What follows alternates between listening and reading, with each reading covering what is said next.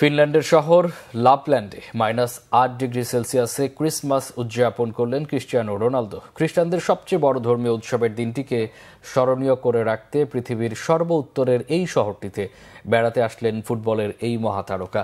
প্রায় সারা বছরই শহরটি ঢাকা থাকে সাদা বরফে। ক্যাথলিক খ্রিস্টানদের বিশ্বাস এখানেই থাকেন সান্তা ক্লজ। বড়দিনে সত্যি সত্যি এখানে সান্তা ক্লজের দেখা পাওয়া যায়।